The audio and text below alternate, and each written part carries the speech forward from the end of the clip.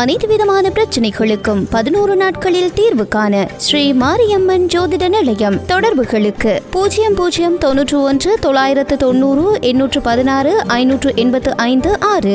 பக்தி ஒளி நேயர்களுக்கு என் அன்பான ஆன்மீக வணக்கம்.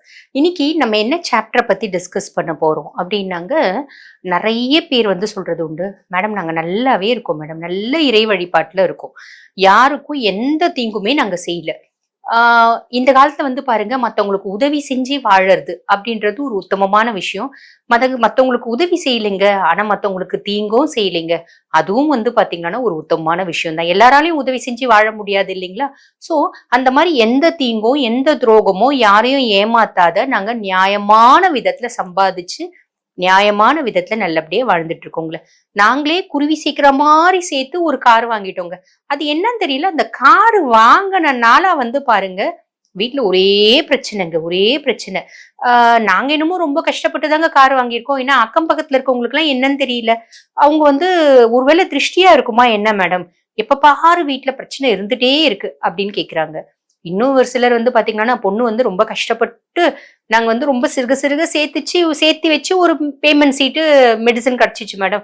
அதுவே புள்ள 3 வருஷம் நீட்டு படிச்சிச்சு, இன்னும் டைம் வேஸ்ட் பண்ணக்கூடாது அப்படின்னு சேர்த்துட்டோம். எங்க புள்ள டாக்டர் படிக்குது, மத்தவங்களுக்கு எல்லாம் என்ன இருக்கோ தெரியல மேடம், ஒரு ஓம்பலா இருக்கு, ஏகப்பட்ட வயிறு எறிகிறாங்க அப்படின்னு சொல்றாங்க. இதெல்லாம் உண்மைதானாங்க?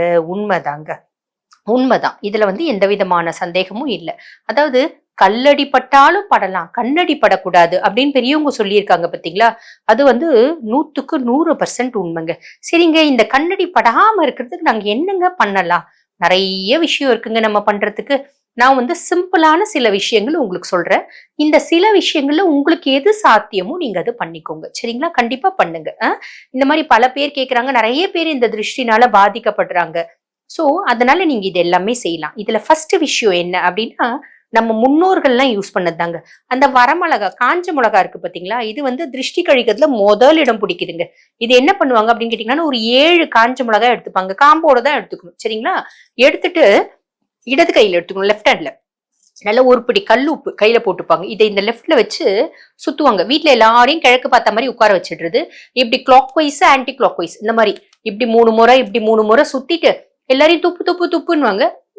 லைட்டா துப்புனா எடுத்து போயிட்டு முக்கோட்டு சந்தில போட்டுடுறது. அதாவது 3 வழி கூடுற இடத்துல போடுறது.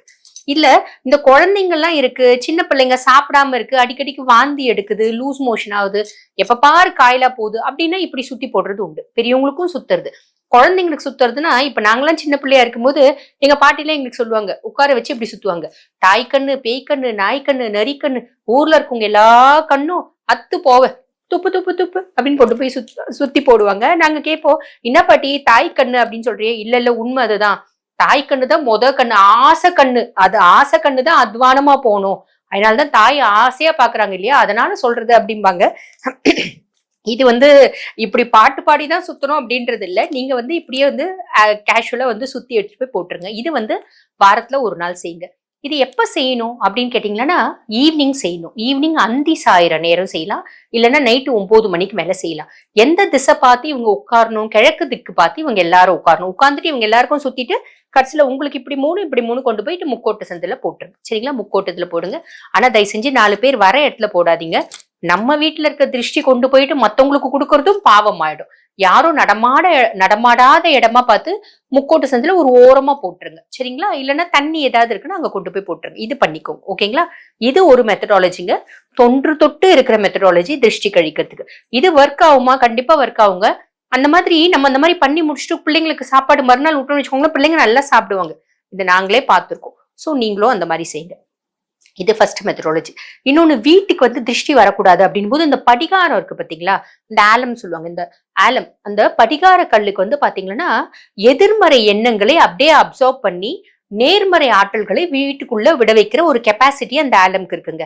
அதாவது அந்த படிகார கல்லுக்கு இருக்கு. இந்த பெரிய படிகார கல், கல்கண்டு மாதிரி இருக்கும் பாத்தீங்களா, அதுதான் படிகார கல்.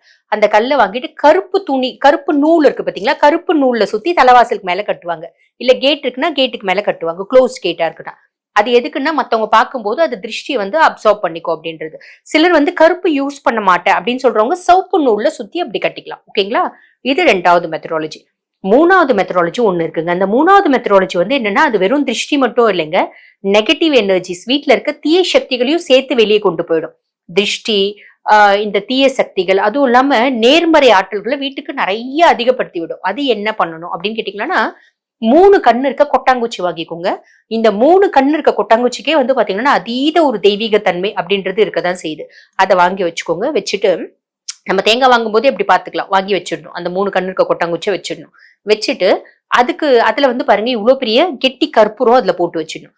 போட்டு வச்சுட்டு ஒரு வெள்ளை கலர் துணி எடுத்துக்கோங்க. அந்த வெள்ளை கலர் துணியில ஒரு புடி கல்லு உப்பு போட்டுக்கோங்க. கல்லு உப்பு போட்டுட்டு அதுல வந்து பாருங்க, வெண்கடுகு அப்படின்னு நீங்க நாட்டு மருந்து கடையில கேளுங்க, கிடைக்கும். ஒரு பிடி நல்ல சின்ன பொடி, ஒரு பிடி வெண்கடுகு போட்டுக்கோங்க.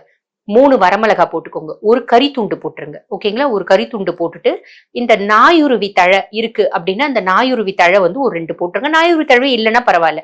இதை ஒரு கட்டி கற்பூரம் அதுக்குள்ள போட்டு நல்லா மூட்டை கட்டிடுங்க. மூட்டை கட்டிட்டு எல்லாரையும் கிழக்கு நோக்கி உட்கார வச்சிடுங்க. இது வந்து ஞாயிற்றுக்கிழமை தான் செய்யணும். சரிங்களா? கிழக்கு நோக்கி உட்கார வச்சுட்டு நைட் 9 மணிக்கு செய்யணும்.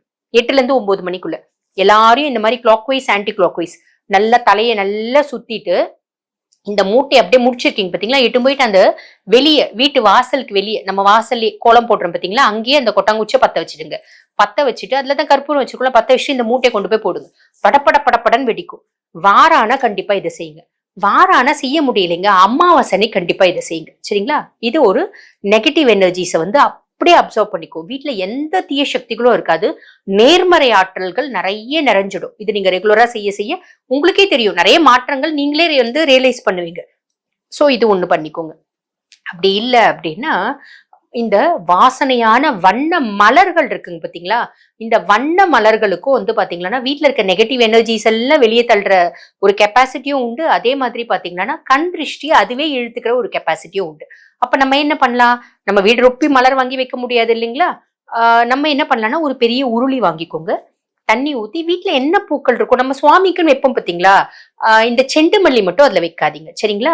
மீதி அதை தவிர எத்தனை வாசனை மலர்கள் இருக்கும், வாசனை இல்லாம காக்கணும் செண்டு மல்லி எல்லாம் அதை வைக்க கூடாது. மீதி மலர்கள்லாம் அழகா அடுக்கிடுங்க. எவ்வளவு பச்சை கற்பூரம், 2 வந்து கிராம்பு, ஒரு 4 ஏலக்காய், இவ்வளவு பெரிய பட்டை போட்டுட்டு அதை ரெகுலரா வைங்க. இதை ரெகுலரா வைக்க வைக்க நம்ம வீட்டுக்கு 10 பேர் வந்தா கூட அந்த உருளி பார்ப்பாங்க. அவங்களோட நெகட்டிவ் எல்லாமே அந்த உருளியில இருக்க பூக்களும் அந்த உருளியில இருக்க தண்ணியும் அப்சர்வ் பண்ணிக்கும். அதுல இவ்வளவு கல்லுப்பும் போட்டுடணும், அப்சர்வ் பண்ணிக்கும். அதை வந்து வார ஆனா மாத்திடுங்க. 3 நாளைக்கு ஒரு முறை மாத்தலாம், முடியாட்டி வார ஆனா மாத்திடுங்க. பூ வந்து ஃப்ரெஷ்ஷாவே இருக்கும், பெரிய பிரச்சனை இல்லை. சரிங்களா? இது ஒண்ணு பண்ணுங்க. இதுவும் எங்களால பண்ண முடியாதுங்க, நாங்க ரொம்ப பிஸி அப்படின்றீங்களா, ஒன்றும் பிரச்சனை இல்லை. ஒரு அழகான மீன் தொட்டி வாங்கிக்கோங்க. மீன் தொட்டி வாங்கி அழகழகா கலர் கலரா மீனுங்க வாங்கி அதுல விட்டுருங்க. 100 மீன் விடணும்னு இல்லை, ஒரு 10 மீன் விடுங்க. ஒரு 6 மீன் விடுங்க. ஓகேங்களா?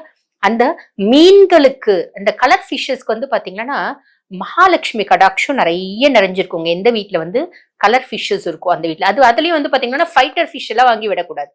என்ன ஃபிஷ், ஃபைட்டர் ஃபிஷ், வாஸ்து மீன் அதெல்லாம் வேண்டாம்.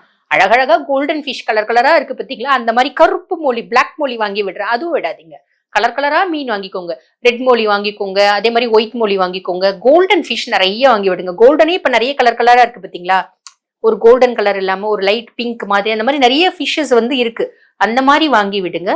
வாங்கி விட்டு நிறைய பேர் இப்ப உங்க வீடு நாங்க நிறைய அதாவது ஒரு ஸ்தாபனம் இருக்கு, ஒரு கன்சர்ன், ஒரு ஆஃபீஸ் இருக்கு, ஒரு கிளினிக் இருக்கு, நிறைய பேர் வந்து போற இடங்க, திருஷ்டி நிறைய இருக்கும்னா அந்த மாதிரி வாங்கி வச்சிட்டீங்கன்னா எவ்வளவு பேர் வந்தாலும் அவங்களோட கண் பார்வையெல்லாம் அந்த மீனுக்கு மேல போயிடும். நம்மள கஷ்டப்பட்டு பாக்குறவங்க கூட அந்த மீனை பார்த்து சந்தோஷமா பாக்குறதுனால நம்மளுக்கு குட் வைப்ஸ் வரும். சோ இத்தனை விஷயம் இருக்குங்க இந்த கண் திருஷ்டியை வந்து நம்ம வந்து விரட்டி அடிக்கிறதுக்கு. இதுல உங்களுக்கு எது சாத்தியமோ அது பண்ணுங்க. திருஷ்டி இல்லாத ஒரு சந்தோஷமான வாழ்க்கை வாழுங்க. இந்த பதிவு உங்களுக்கு தெளிவாவே புரிஞ்சிருக்கும். இதே மாதிரி இன்னொரு பதிவுல உங்களை சந்திக்கிறேன். நன்றி.